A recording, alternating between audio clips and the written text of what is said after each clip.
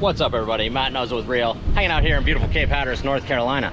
Today we are going to review the new Enduro V5. And this new Enduro V5 is in a class of 3-strut do everything kites. And the cool thing about this type of kite is they're making them work really well in all categories.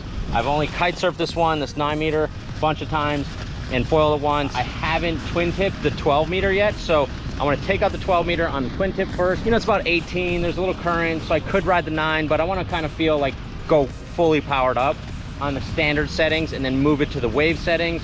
This kite's been drifting really well. I've been like super impressed, been riding the Rios a lot, the Ultra X, the 7s, and this I like almost as much as the Rio. It has a little more connected feel, a little more bar feel through the turn in the window, and this continuous leading edge that I'll show you is just like crazy smooth. But I'm gonna try, I normally don't kite over the 12 that much, but it'll at least give me the feel of the difference of it when I'm on wave settings. So this 3-strut kite, one of the things they've done, Ozone owns their own factories, so they have really high quality control. They also own their own design software, so they're able to do things like this continuous leading edge. You can see that that leading edge has a perfect arc to it, and it translates to very smooth, consistent power output.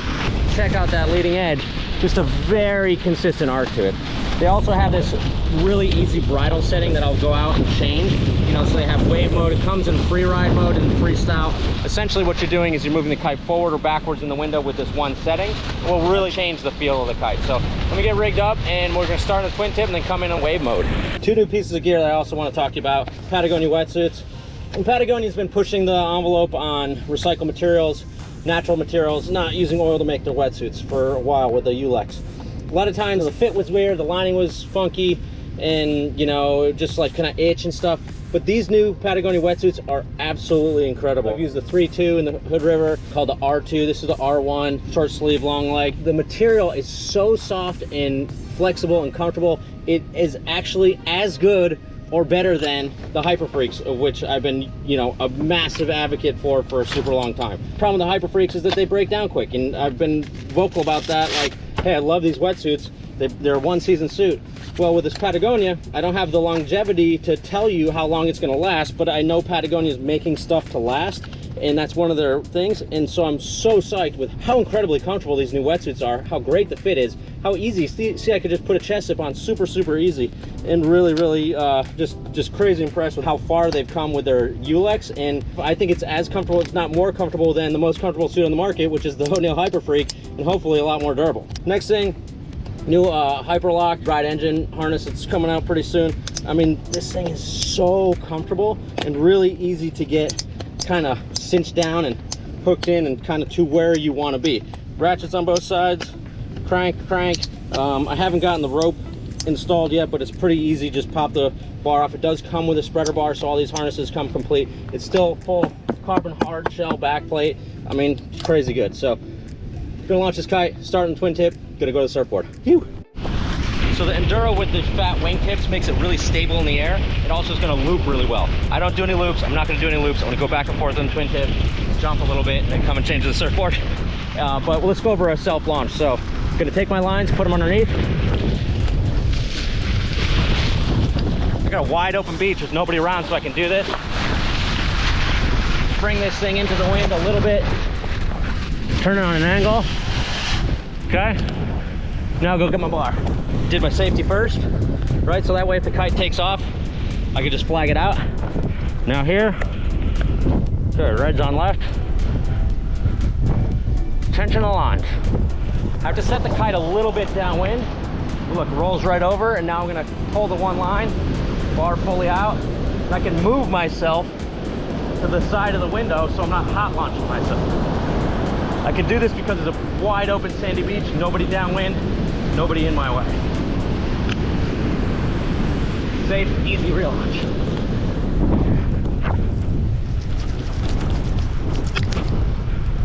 I mean, look how stable it is. That is incredible. I mean, this.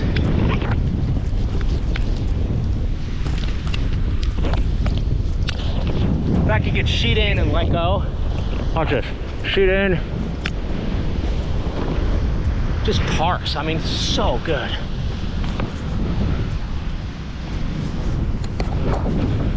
My harness is a little loose. You can never do this with any other harness. Push it down with the kite up. Crank that. There we go.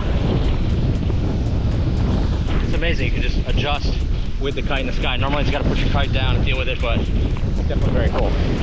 Definitely got some pretty heavy beach break here, so I can take my time getting out.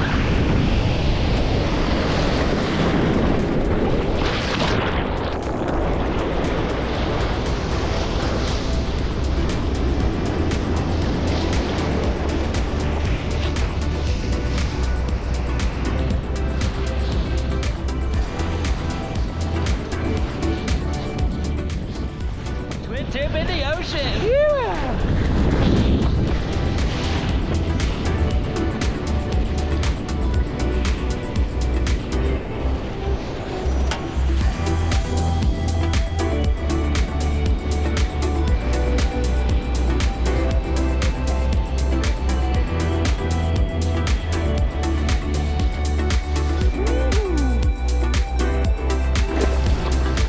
Freeride mode. This kite has an incredible power delivery. Like, you know where the kite is at all times. So again, like a beginner flying this kite, ultra stable, relaunches well, and just, you know, and have that feel and confidence where the kite is at all times. Or the kite looper, you know where that kite is at all times. Still a boost off wave, nice, steady, consistent hang time. Not gonna kind of rip you off the water like the vortex or the edge is gonna do, but it is gonna have that very predictable ride and feel. Speed brake, caution. For this style kite too, it goes upwind really efficient. Wave round a twin tip, let's go.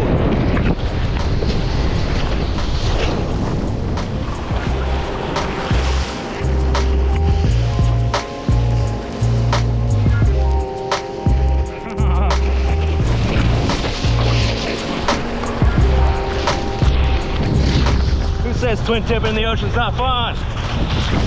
One thing I did notice about the free ride setting is that there's like just a subtle delay in the steering. It's not a bad thing. It just gives you a little time. So if you're boosting, like, it wants you to pull harder to make sure you're telling the kite to go there. It won't just drift off on your own. Which I think in the wave setting, it's probably going to be a little bit quicker to initiate that turn. You can see here. It still turns fast, but the input when you pull is slightly delayed.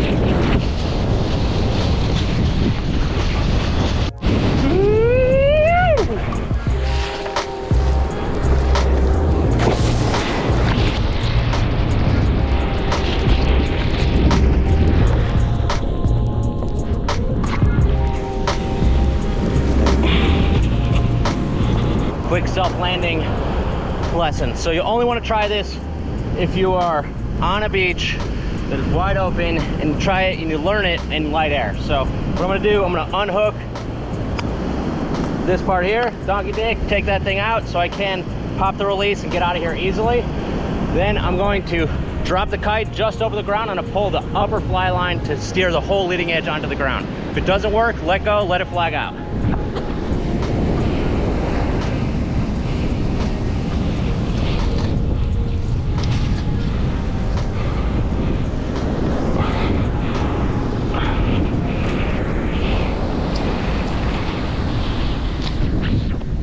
It's not super windy, so there's not a ton of risk in doing that. So I'm gonna go change that setting and take the surfboard out. So all I gotta do is change those 2 knots. I gotta make sure I'm doing it on both sides.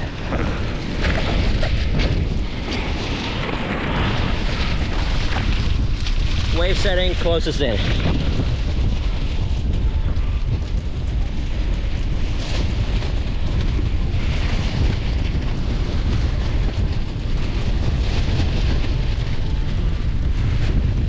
Okay, that's it.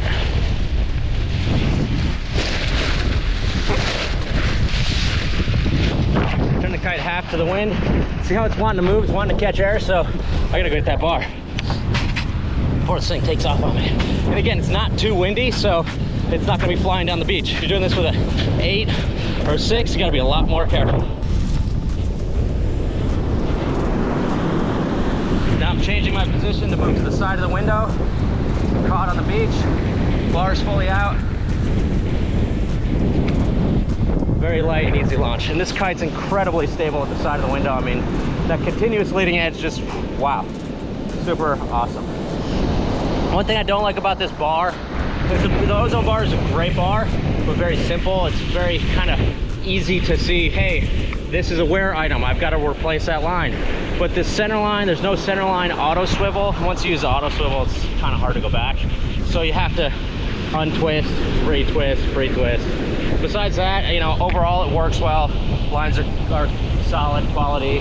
You know, I don't really have too many complaints, short of there's kind of higher end, more Gucci bars out there. I don't really notice the bridle change just on the beach of like, it still has that like sheet in, let go, and it just kind of hangs.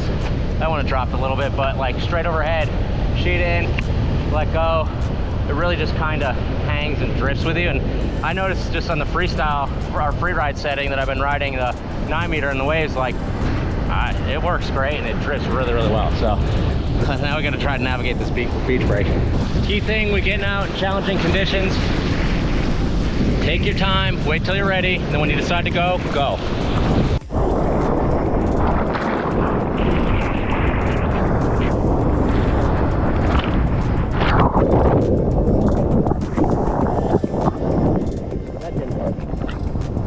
I went and didn't make it.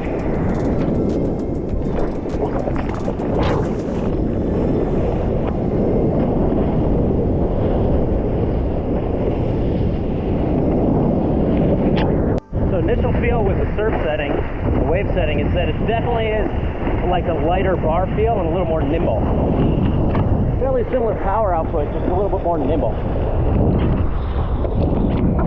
The wind's definitely starting to lighten up a little bit. I don't think I'm going to get too many waves on this, but I've ridden this thing in the waves a bunch and it's really connected and amazing feeling. So I'm going to make my way in before I'm swimming in. And that's one of the things in kiteboarding. Know when to say when.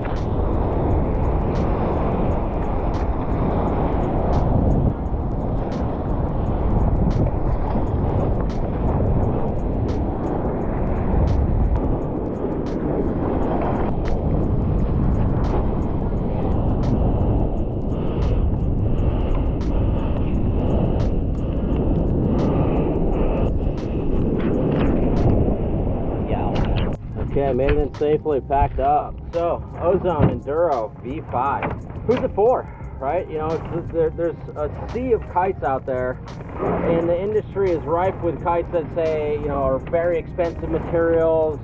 It's the highest jumping, it's this and that and the other. They're very specific kites. The thing I love about the Enduro is literally any rider, any ability level, any sport can ride this kite and love it. In that area of the Reach, the Nexus, Evo, this kite here, the Enduro, I find that people that will like the Enduro the best are going to be the ones that are riding at the lower end of the ability level range or the higher end of the ability range. The lower end will love that kind of amazing stability overhead, lightweight feel, good quality construction, good bar feel, good input. And then the top level riders, you know, for the guys that are pushing hard, like twin tipping, you know, looping super hard, riding waves really well, the feel, the drift, how it works at the top level is really exceptional and probably better than most in this category. So that's kind of who we feel this one is really best targeted to, which is everyone. But then, hey, in this category, it's going to fit for kind of that beginner or that advanced rider are going to really kind of get the most out of it. So if you want more reviews, want more information about this new Enduro V5, we did just get a few in. Give us a call at shop 252-987-6000. Reach out online, realwatersports.com. We'll see you guys on the water for the next session. Phew. Glad I made it in too. Got a little light at the end there. When it gets light, you got to know when to say when, particularly with big surf, big beach break, and it's like, get me out of here. I don't want to be swimming at dark. No thanks. All right. Have a great session. See you guys on the water next time.